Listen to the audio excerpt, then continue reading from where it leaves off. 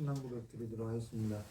인정하사 천지를 만드신 하나님 아버지를 내가 믿사오며 그 외아들 우리 주 예수 그리스도를 믿사오니 이는 성령으로 잉태하사 동정녀 마리아에게서 나시고 본디오 빌라도에게 고난을 받으사 십자가에 못 박혀 죽으시고 장사한 지 사흘 만에 죽은 자 가운데서 다시 살아나시며 하늘에 오르사 전능하신 하나님 우편에 앉아 계시다가 저리로서 산자와 죽은 자를 심판하러 오시리라. 성령을 믿사오며 거룩한 공예와 성도가 서로 교통하는 것과 죄를 사하여 주시는 것과 몸이 나시는 것과 영원히 사는 것을 믿사옵나이다. 아멘. 고맙고 감사하신 하나님 아버지, 하나님의 사랑을 더욱더 깊이 알아가는 삶이 될 수 있도록 이 시간을 복으로 허락하여 주시길 간절히 원하오며 귀하고 계신 예수님의 이름으로 기도드리옵나이다. 아멘. 우리 찬송가 195장 같이 부르시는 박경수 권사님 대표 기도해 주시겠습니다. 찬송가 195장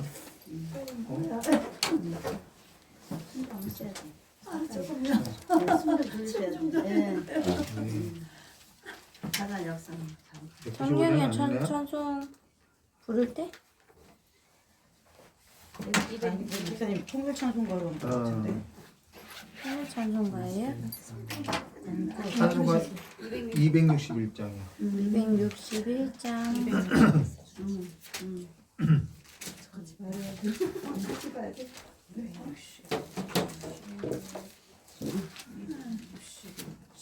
사모님 여기. 찬송가 261장.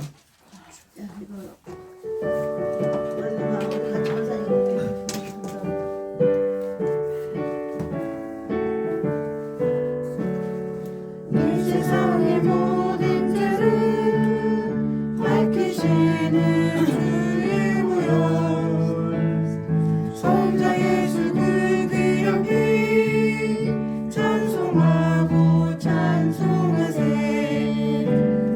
주님 앞에 멀리 떠나 길을 잃고 헤맬 때에 나의 길을 따라오서 지금 구원하셨도다.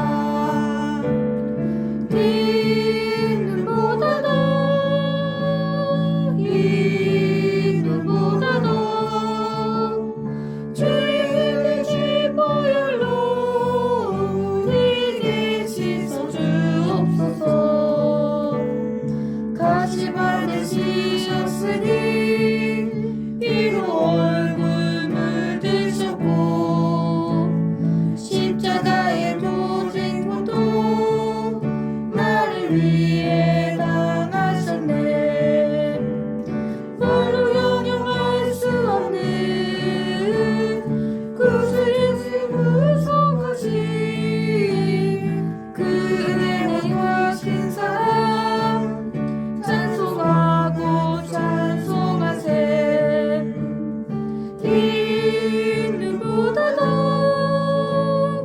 이 눈보다도 주의 흘리신 보혈로 우리에게 씻어주옵소서. 아버지를 멀리 떠나 바른 길을 저버리고 여러 가지 죄악으로 주홍같이 되었으니 불같은 복각의 보는 씻어주는 아주 없네. 주여 귀한 몸의 피로 나를 정결케 하옵소서. 이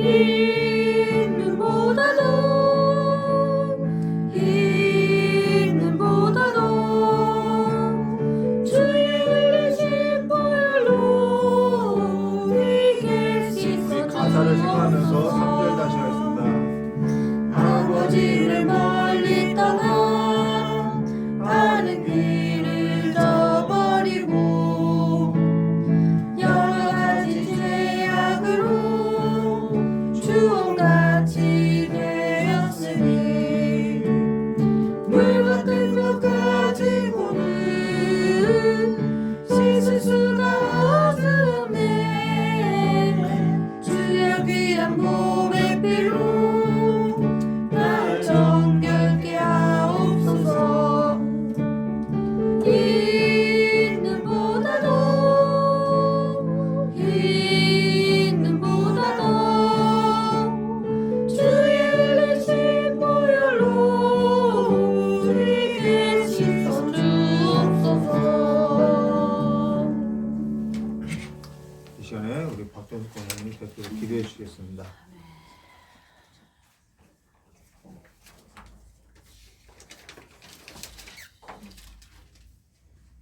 저를 항상 돌보시는 하나님 아버지 크신 사랑에 감사드립니다. 한 주일도 저희를 평강으로 지키시고 인도하셔서 거룩한 예배 자리로 부르심을 감사드립니다.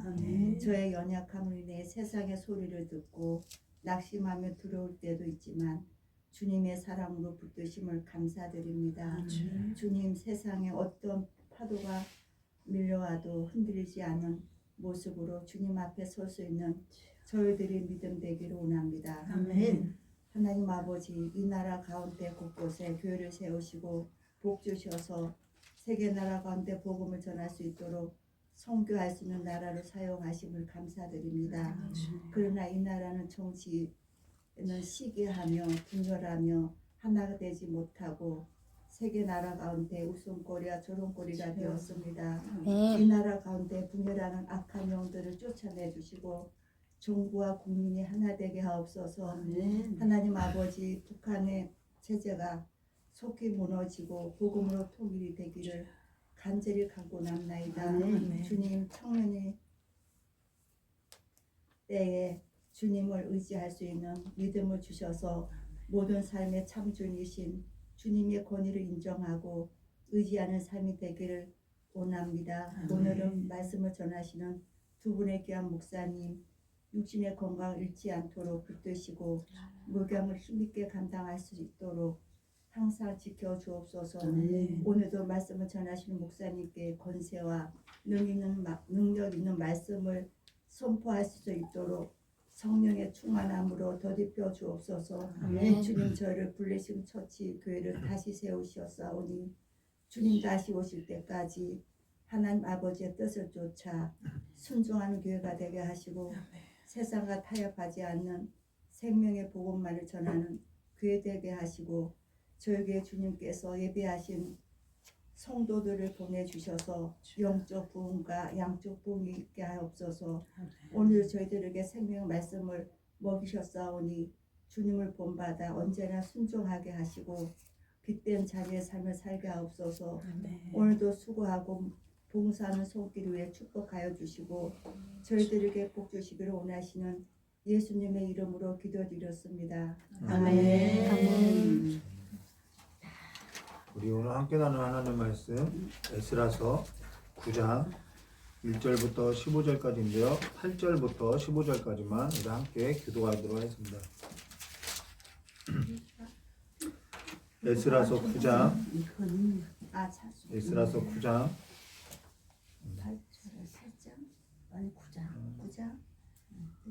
8절부터 15절까지 교도하도록 하겠습니다.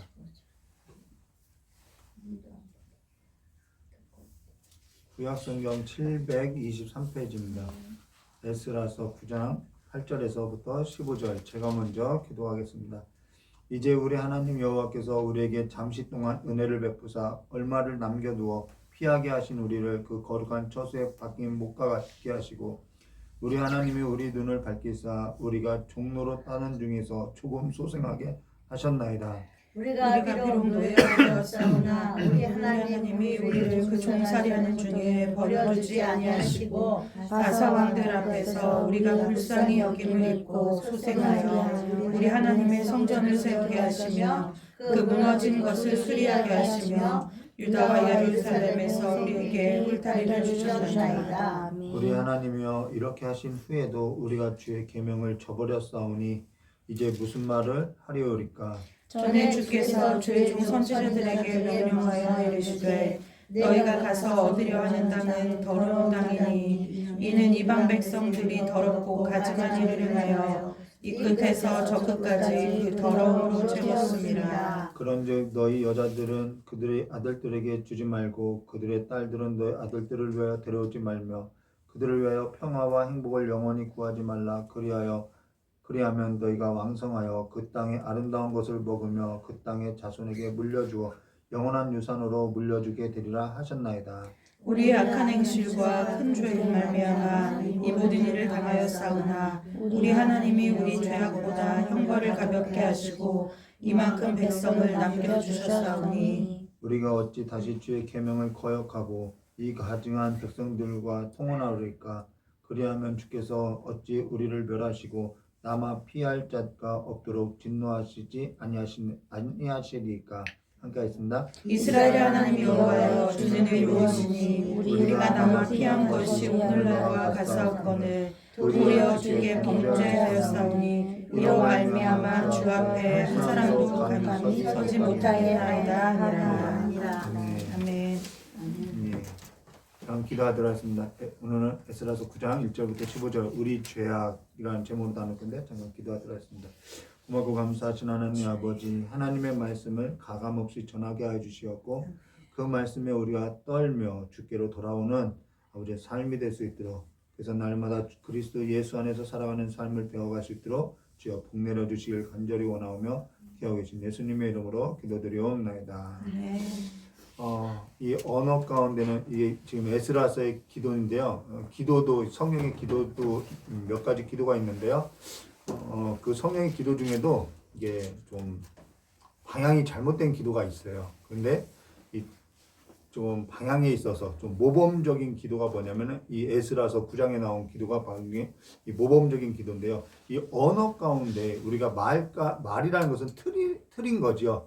그 언어 가운데 우리의 어떠한 가치, 우리의 어떠한 삶의 뿌리, 우리가 어떠한 가치를 두고 살아가는지 그 언어 가운데 있다는 것입니다. 그래서 그 언어를 보면은 저 사람이 어떠한 삶에 두고 있구나라는 것을 우리가 알 수 있죠. 그래서 이 에스라서의 이 기도는 굉장히 이 삶에 있어서 그가 어디에 하나님의 말씀에 익숙한 자로서 하나님의 말씀에 붙들려서 살아왔다는 것을 우리가 볼 수 있다는 것입니다. 그러면 오늘 에스라서 9장 1절과 15절 우리 죄악이라는 제목으로 우리 함께 나눌 건데요. 며칠 전 설교 후 지난 설교 후에 저희 아내에게 이런 얘기를 나눴던 적이 있어요. 질문한 거죠. 그게 뭐냐면은 혹시 당신이 에스라 시대에 살았던 사람으로서 에스라가 이방 신들과 이방 문화와 기타 나머지 모든 것을 끊어내라고 하면 끊어낼 거냐 했더니 그거 뭐 2번 생각할 것이 있느냐 하면서 그냥 바로 끊어낸다고 이야기하는 거예요. 그러면 여기에서도 다 따를 수 있느냐? 사실 일부만 따른다라는 거예요. 이 에스라 때에도 전부 따랐던 것이 아니라 일부만 따른다라는 거예요. 극히 일부만. 그리고 나머지는 그냥 산다는 것이죠. 전부 저마다 각자 이유를 가지고 근거를 가지고 끊어내지 않는다라는 거예요.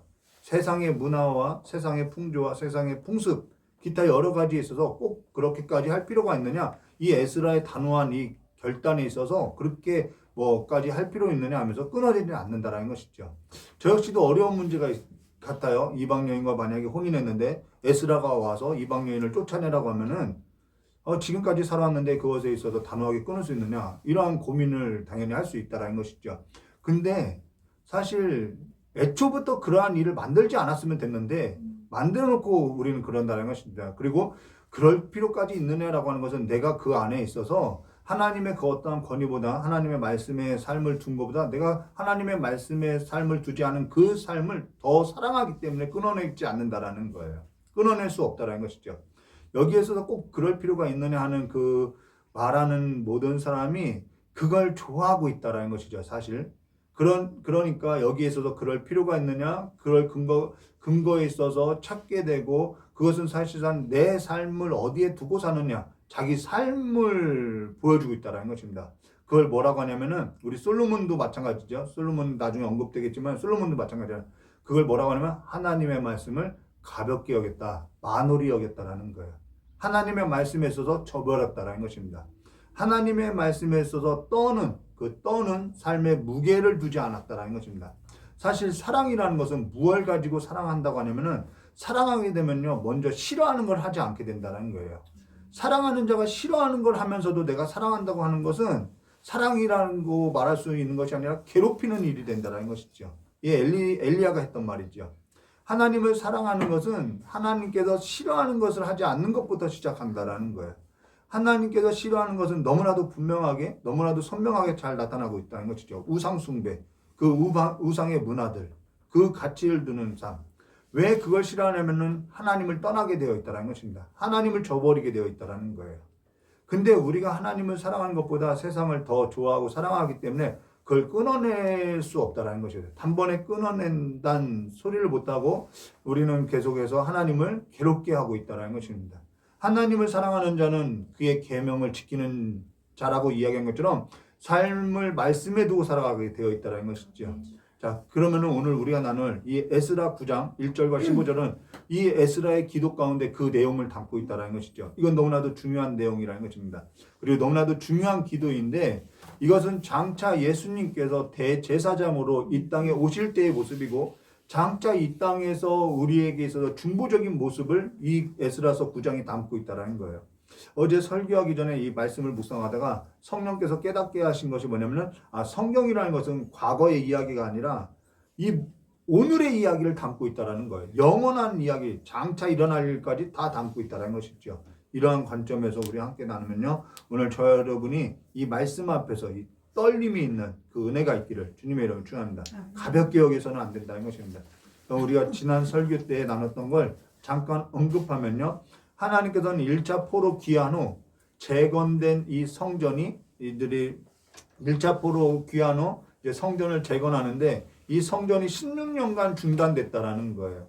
중단됐다가 다시 재건, 학개와 스가랴 선지자를 통해서 다시 힘을 내서 다시 재건되어서 성전이 완공됐는데 성전이 완공되고 나서 대략 20년이 지나서 하나님께서 에스라를 보내게 됐다라는 것이죠. 근데 에스라는 어떠한 사람이냐면 학자 겸 제사장이라는 거예요. 학자라는 것은 성경을 연구하고 가르치는 자이고요. 제사장이라는 것은 하나님께 제사하는 자라는 것이죠. 그러면 하나님께서 성전이 완공되고 60년이 지난 이 시기에 학자 겸 제사장 에스라를 보낸 것은 딱 목적이 있다는 거예요. 말씀과 예배 회복에 있다는 것이죠. 말씀을 가르치고 예배 회복이 그러면은 반대로 역으로 생각하면은 이들이 성전이 완공되고 나서 60년이 지나고 나서 뭐가 무너졌다면 하나님의 말씀을 저버렸고 당연히 하나님의 말씀을 저버린 삶은 예배가 무너진 삶으로 나타나게 되어 있다는 것이죠. 그러면서 하나님의 의중이 뭐냐면은 하나님의 의중, 하나님의 뜻은요, 무엇을 보면 알 수 있냐면은 하나님의 역사는 항상 하나님께서는 사람을 보내서 일을 하는데 그 사람을 보면 하나님의 의중을 알 수 있다는 거예요. 달리 말하면은 말씀과 예배를 회복하고자 학자 겸 제사장 에스라를 보낸 것은 하나님께서 그 사람을 왜 보냈냐면 말씀과 예배가 무너졌기 때문에 그 사람을 보냈다는 것이죠. 그 안에서 하나님의 그 의중이 드러나는 것이죠. 그러면 백성들은 학자 겸 제사장이 이 에스라가 예루살렘에 올 때 무엇을 보았냐면 하나님의 의중을 보아한다는 거예요. 하나님이 우리가 말씀을 저버렸고 예배가 우리가 무너졌기 때문에 그걸 회복하기 위해서 에스라를 보냈다는 것을 알 수 있다는 것이죠. 그러면 여기에 있어서 따르는 것이 하나님의 의중이고 하나님의 뜻인데 어떤 사람은 그 하나님의 의중을 알고 단호하게 따르는데 어떤 사람은 그럴 필요가 있느냐? 뭐 꼭 그렇게까지 해야 하느냐 하면서 어줍지 않게 삶에 있어서 하나님의 말씀을 가볍게 여기더라는 것이죠. 그걸 볼 수 있다는 것입니다. 사실 저는 어딜 가나요? 말씀 사역을 하고 있어요. 그러면 저를 보내는 것은 하나님께서 말씀 사역을 하려고 보냈다는 것을 알 수 있다는 것이죠. 저는 어디 가나 교회 어떠한 곳에 가든지 말씀 사역을 하고 있는 거예요. 왜요? 그것이 저를 부르신 목적이기 때문인 거죠. 그리고 제 안에는 어딜 가든지 하나님의 나라의 질서를 세우는 걸 볼 수 있어요. 그러니까 어딜 가든지 무너졌던 세워져 있지 않던 전반적인 질서를 세우는 것을 우리가 정리되면서 세우는 것을 볼 수 있다는 것입니다. 여기에 있어서 하나님의 의중이 너무나 잘 드러날 수 있다는 것입니다. 그러니까 하나님께서 우리를 보낼 때, 우리를 어떠한 곳에 보낼 때 내가 하나님 안에서 어떠한 자인지 알면은 그 삶 안에 하나님의 의중이 숨겨져 있다는 것입니다. 근데 하나님 안에서 내 삶을 보지 못할 때, 나를 찾지 못할 때는 하나님께서 나를 왜 보내셨는지 하나님의 의중도 하나님의 뜻도 알 수 없다라는 거예요. 그러니까 내 삶대로가 아니라 우리는 보내신 이의 삶대로 보낸 삶에 있다라는 것입니다. 이걸 뭐라 하면 사명의식을 하는 것이죠. 사명은 그렇게 잡는 거라는 거예요. 하나님께서 어떠한 사역자를 보낼 때 그로하여서 하나님이 어떠한 일을 하실지 하나님의 의중이 너무나도 분명하게 잘 드러나고 있다는 것입니다. 그게 하나님의 음성이라는 거예요. 그러면서 우리가 지난 시간에 무엇을 하냐면은 학자 겸 제사장 에스라가 누굴 지명하여 불렀냐면은 레위 사람들을 지명해 불렀다는 것입니다. 여기에도 하나님의 의중이 잘 나타나고 있다는 거예요. 자, 그러면은 하나님께서 이들을 불러 무엇을 하려고 했냐면은 하나님께서는 어찌 이들을 불렀느냐면은 거기에 하나님의 의중이 있는데 우리 1절부터 오늘 함께 나누도록 하겠습니다. 이 일 후에 방백들이 내게로 나와 이르되, 자 이제 말씀의 중심으로 가는 거예요.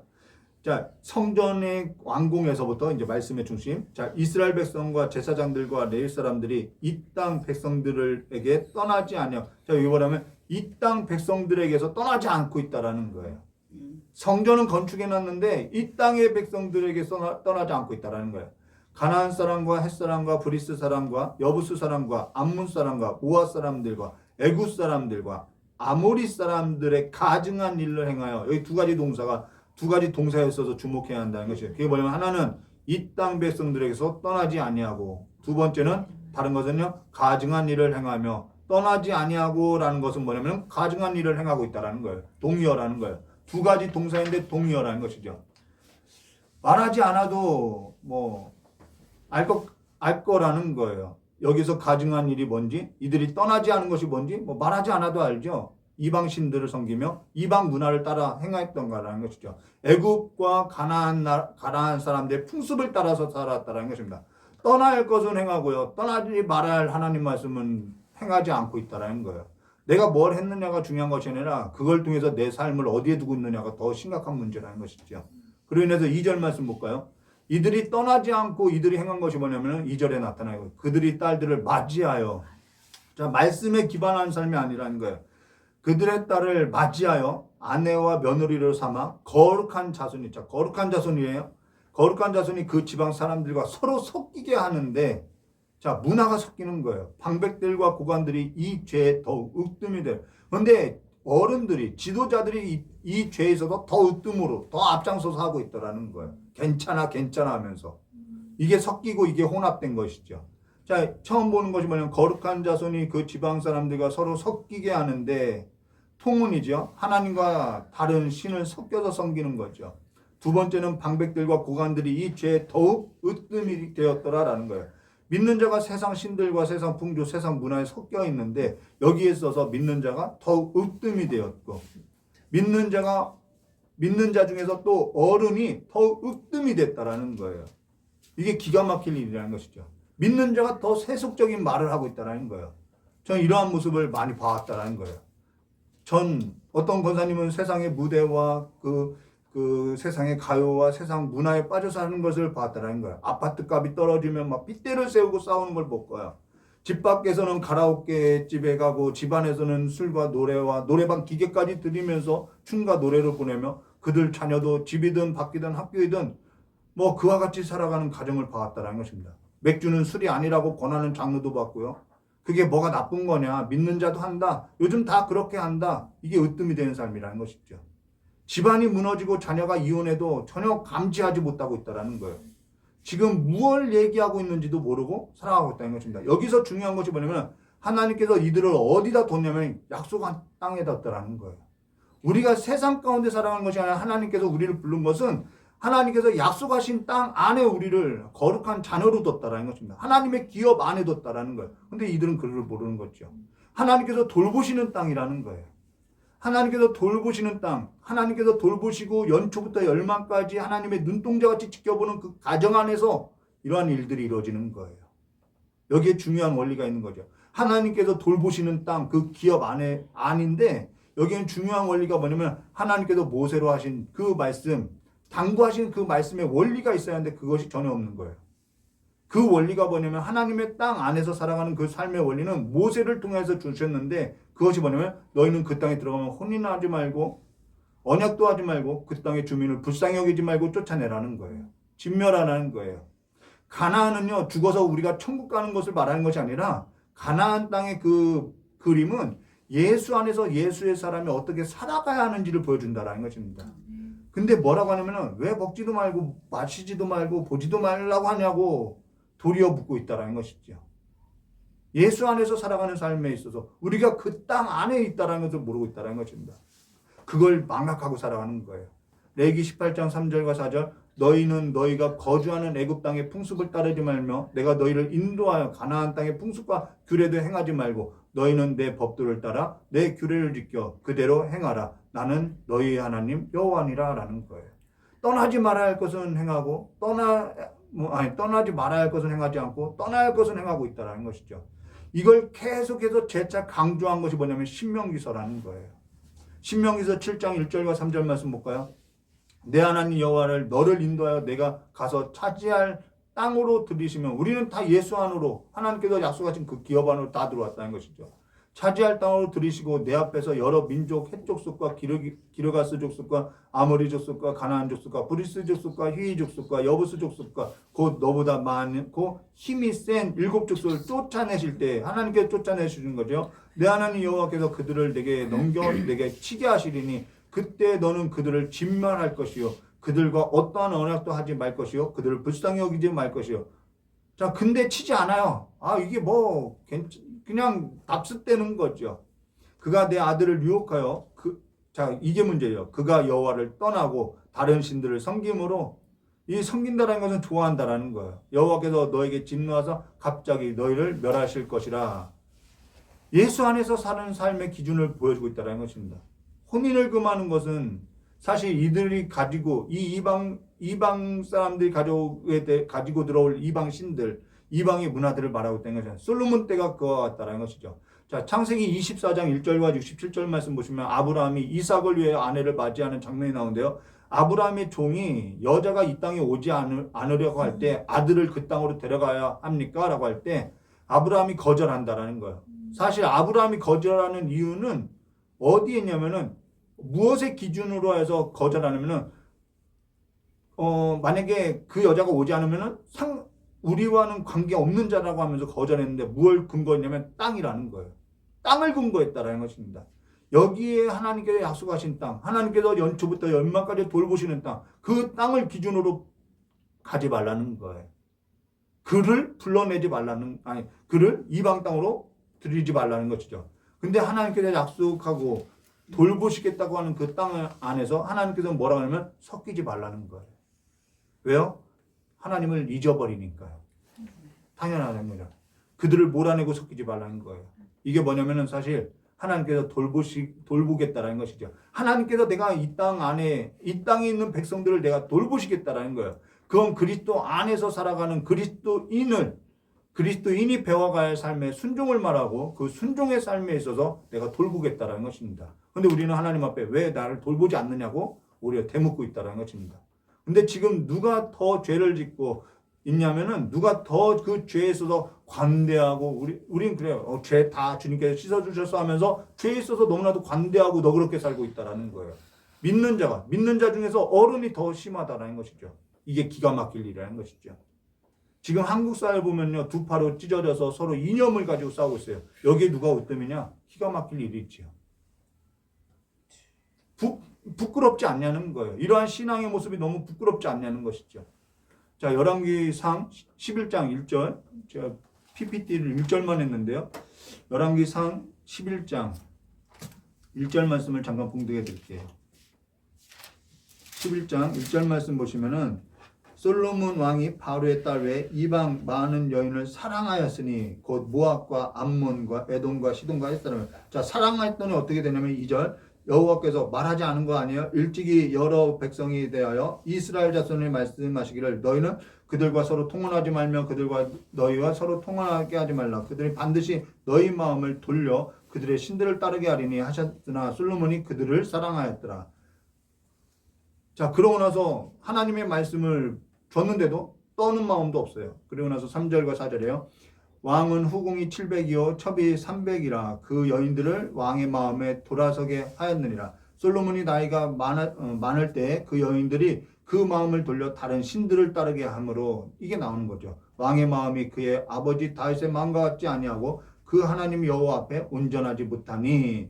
그러면서 뭐 아르스다로 밀곰 여러 가지 신들을 만들 이방의 신들을 섬기는 백화점으로 만들었다는 것입니다. 그러고 나서 어떠한 일이 벌어지면 나라가 두 쪽으로 쪼개지지요.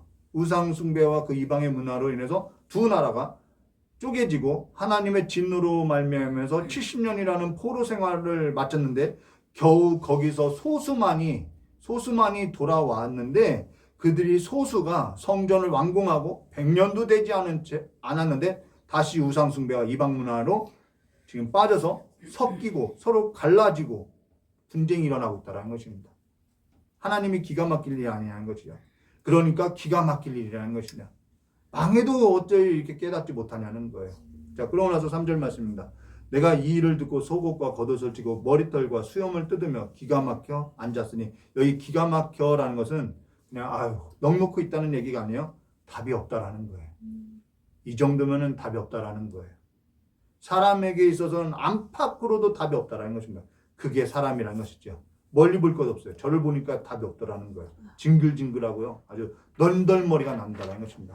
조금 숨만 이렇게 쉴 것만 같으면 다시 토한 걸 먹고요. 또 넘어지고 또 넘어지고 또 넘어지고 어찌 그렇게 잊어버리는지 모른다는 것이죠. 그러니까 사람에게는 답을 얻을 생각하는 것이 무의미한 거예요. 성경이 말하는 것은 사람에게 답이 없다라는 것이죠. 제 아내가 자주 하는 말은 기댈 것 없는 자, 기댈 것 없는 자 이렇게 이야기하는 거죠. 기댈 것이 없다라는, 사람에게는 기댈 수 없다라는 것입니다. 성경 어디에도 사람에게 답이 있다고 말하는 적이 없다라는 거예요. 사람에게 답을 찾으려고 하는 것 그 자체가 모순이고요. 그 자체가 교만이라는 것이죠. 그러면은 하나님께서 돌보시는데 그 돌보시는 것이 뭐냐? 하나님은 어떠한 사람을 돌보시냐? 여기에 있어서 이사야서 66장 1절과 4절 말씀 보시면요. 여호와께서 이와 같이 말씀하시되 하늘은 나의 보좌요 땅은 나의 발판이며 너희가 나를 위하여 무슨 집을 지으랴? 내가 안식할 처소가 어디냐? 나 여호와가 말하나 내 손이 이 모든 것을 지었으므로 그들이 생겼느니라. 물은 마음이 가난하고 심령이 통회하며, 자 이런 걸 보고 통회하는 마음, 내 말을 듣고 떠는 자 그 사람은 내가 돌보려니와 여기 나오죠. 그러고 나서 소를 잡아들이는 것은 살인함과 다름이 없이 하고 어린 양으로 제사 드리는 것은 개의 목을 꺾음과 다름이 없이 하며 드리는 예물은 돼지의 피와 다름이 없이 하고 분향하는 것은 우상을 찬송함과 다름이 없이 행하는 그들은 자기의 길을 택하며 그들의 마음은 가증한 것을 기뻐한즉, 무엇을 기뻐하냐면은 그러한 것을 기뻐한다라는 거예요. 나 또한 유혹을 그들에게 택하여 주며 그들이 무수하는 것을 그들에게 임하게 하리니 이는 내가 불러도 대답하는 자가 없으며 내가 말하여도 그들이 듣지 않고 오직 나의 목전에서 악을 행하며 내가 기뻐하지 않는 것을 택한다라는 거예요. 하나님이 기뻐하는 걸 택하는 것이 아니라 거기서 떠나서 기뻐하지 않는 걸 택한다라는 것이죠. 근데 여기 하나님께서 돌보시는 자가 있는데 그가 누구냐면 2절 말씀, 물은 마음이 가난하고 심령이 통회하여 내 말을 듣고 떠는 자, 그 사람은 내가 돌보겠다는 것입니다. 누가 떨었냐면 성경 중에 인물이 있죠. 요시야죠. 율법의 책을 받아들고 율법에 기록된 말씀을 듣고 떨면서 어떻게 했죠? 이방의 신들을 내쫓고 이방의 문화들을 척결했던 그 요시야가 그 말씀에 떨었던 자였죠. 하나님의 말씀을 듣고 떠는 자를 하나님께서 돌본다라는 거예요. 그로 인해서 여기 4절에 이에 이스라엘의, 자 오늘 본문에 돌아와서 누구를 돌보는지 볼까요? 이스라엘의 하나님의 말씀으로 말미암아 떠는 자가 나오는 거예요. 떠는 자가 사로잡혔던 이 사람들의 죄 때문에 다 내게로 모였다. 하나님의 말씀을 듣고 떠는 자들이 하나님 앞에 나온다라는 거예요. 내가 저녁 제사 드릴 때 기가 막히게 앉았더니, 자 이제 시간인데 내가 이제 기가 막혀서 자 안팎으로 답이 없다. 근데 하나님께서 돌보시는데 하나님께서 지금 말씀을 선포하는데 그 말씀에 떠는 자들이 주께로 돌아오더라는 거예요. 그래서 하나님께서 그들을 돌보시겠다라는 것이죠. 4절 말씀 주목해 보면 이에 이스라엘 하나님 말씀으로 말미암아 떠는 자가 사로잡혔던 이 사람들 죄 때문에 다 내게로 모였더라. 그러면 이들이 평소에 이방 문화 속에서 살던 자냐? 이들이 평소에 어떠한 삶을 사느냐? 이들은 그래도 말씀 앞에 자신을 두려고 했던 자라는 거예요. 이 평소에 하나님 앞에 말씀을 두려고 살려고 했던 자들이 하나님의 말씀에 있어서 떨더라는 거예요. 그리고 모든 사람의 그 죄 때문에 통증을 느끼고 있다라는 거예요. 하나님 말씀 자체는 운동력이 있어요. 이들이 그 하나님의 말씀에 사로잡혔을 때 이들이 떨게 됐다라는 것입니다. 여기 하나님께서 돌보시는 자라는 것은 내가 여기 우리 이사야서 66장 1절부터 4절 말씀 보았던 것처럼 내가 하나님 앞에 송아지를 드리고 제사를 드리고 업적을 쌓고 내가 도덕과 윤리와 선행을 쌓은 자 아니라는 거예요. 소와 어린 양을 드리고 정성과 치성을 드린 자가 아니라 하나님의 말씀 앞에 떠는 자라는 것이죠. 그들을 돌보시겠다라는 것입니다.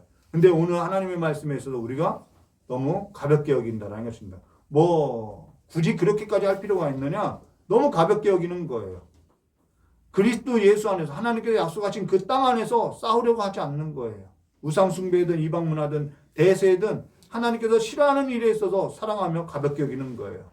장차 하나님께서 아들을 보냈대. 제사장 에스라를 예루살렘에 올려보낸 것 같이 영원한 대제사장인 예수님께서 이 예루살렘에 올 때 온 천하가 하나님 말씀 앞에서 떨지 않겠냐는 것이죠. 우리가 어디에 무게를 두고 사는 것이 지혜이겠냐는 것입니다. 저희 딸에게 우스갯소리로서 말하는데 그 사람 믿냐라고 자주 언급해요. 그 이유는 뭐냐면은 저희 딸의 삶의 중심에 세상의 기준인 그 외모와 스펙이 아니라 하나님께 두고 살고자 하는 그 삶의 기준을 세워주고자 그 사람 믿느냐라고 묻고 있다는 것입니다. 그래야만 내 삶이 하나님의 말씀에 그 앞에 둘 때, 하나님의 말씀 앞에 떨 때 하나님께서 그의 삶을 돌보신다라는 거예요. 혼인하든 혼인하지는 않든 내 삶의 중심이 내가 살아보니까 혼인하는 것이 좋지 않더라, 내가 살아보니까 혼인하는 것이 낫더라가 아니라 그 기준이 하나님의 말씀이라는 거예요. 혼자 살만하니까 산다는 얘기가 아니라 혼자 살만하니까 내가 결혼한다는 것이 둘이 사는 것이 낫으니까 결혼한다는 것이 아니라 성경이 무엇을 말하고 있는지 우리가 그 가치에 서야 한다는 것이죠. 우리의 뿌리가 하나님의 나라 안에서 그리스도 예수 안에서 그의 말씀을 듣고 그의 복음 안에서 살아가고 있냐는 거예요. 오늘 우리가 죄에 있어서 더욱 세속에 물들어서 우리의 입술이 죄에 있어서 으뜸이 되어서 지금 하나님을 잊어버린 채로 살아가고 있지 않냐는 것이죠. 이것이 에스라의 기도에 있어서 잘 나타난다는 것입니다. 그래서 이 에스라의 기도에 있어서 우리 5절과 7절 말씀, 교도하지 못했던 5절과 7절 말씀 보시면 이렇게 말씀하세요. 저녁 제사 드릴 때 내가 근심 중에 일어나서 속옷과 겉옷을 찌르며 무릎을 꿇고 나의 하나님 여호와를 향하여 손을 들었다는 것은 기도했다는 것이죠. 말하기를 나의 하나님이여 내가 부끄럽고 낯이 뜨거워서 감히 나의 하나님을 향하여 얼굴을 들지 못하게 했사오니 이는 우리 죄악이 많아 정수리에 넘치고 우리의 허물이 커서 하늘에 미치나이다.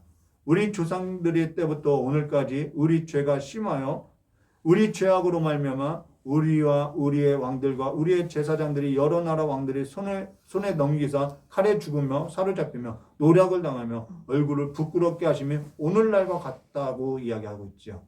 근데 여기 주목할 것이면 저들의 죄가 아니에요. 우리의 죄악이라는 것입니다. 저들의 죄 때문이가 아니라 내 죄악으로 지금 통증을 느낀다라는 거예요. 이 사회 악을 저들의 죄가 저들의 잘못이 아니라 그러면 또 다른 우리의 죄가 되는 거죠. 저들의 죄가 아니라 내 죄악, 우리의 죄악으로 통증을 느끼고 있다라는 거예요. 근데 이 통증을 느끼지 못할 때가 어느 때냐면요. 내가 세속에 물들어 있을 때, 뭐 어때? 좀 관대할 때.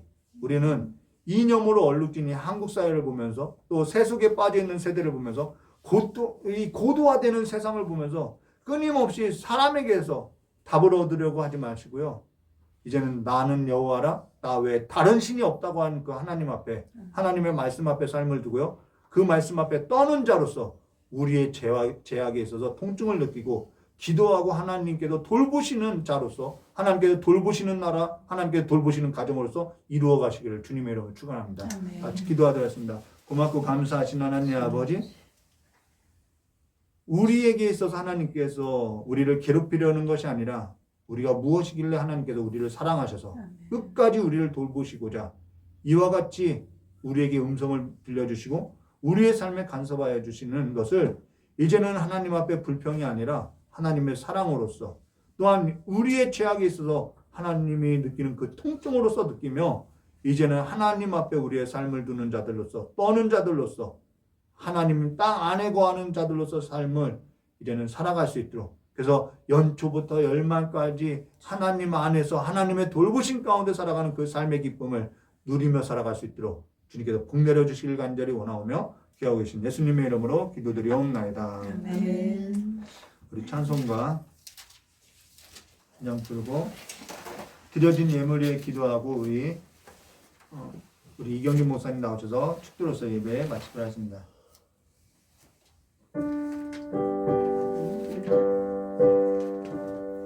찬송가인데요. 몇 장이죠? 74장. 474장입니다.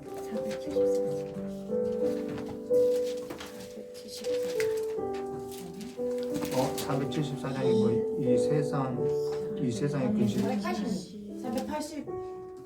네. 486. 486장이네요. 저 옛날 찬송가를 적어가지고 나는 거기까지 보여.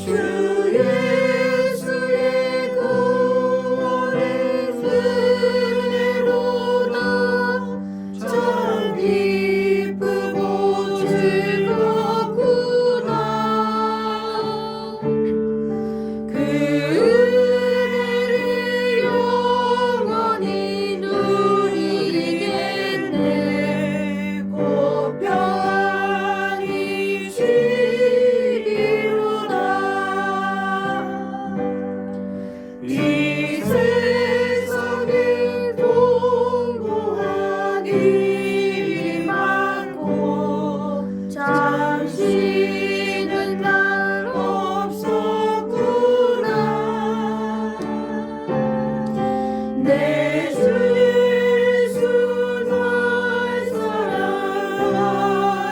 사랑하시오니 곧 평안히 쉬리로다. 주 예수의 구원의 은혜로다. 참 기쁘고 즐겁구나. 그 은혜를 영원히 누리겠네. 곧 평안히 쉬리로다. 이 세상에 죄악된 일이 많고 참 죽을 사였구나. 내 주 예수 날 먼저 주시오니 곧 평안히 쉬리로다. 주 예수의 구원의 은혜로다. 참 기쁘고 즐겁구나. 그 은혜를 영원히 누리겠네. 곧 평안히 쉬리로다. 전에 내가 사랑하는 것을 하나님께서 왜 이렇게 끊으시나, 왜 이렇게 없이 하시나 할 때 굉장히 불편하고 싫었어요. 근데 그것이 사랑이라는 것을 깨달았다는 것입니다. 여러분, 하나님 사랑 가운데 그분의 사랑을 누리시기를 주님의 이름으로 축원합니다. 이 시간 이경림 목사님 나와서 드려진 예물 위에 기도하도록 하겠습니다.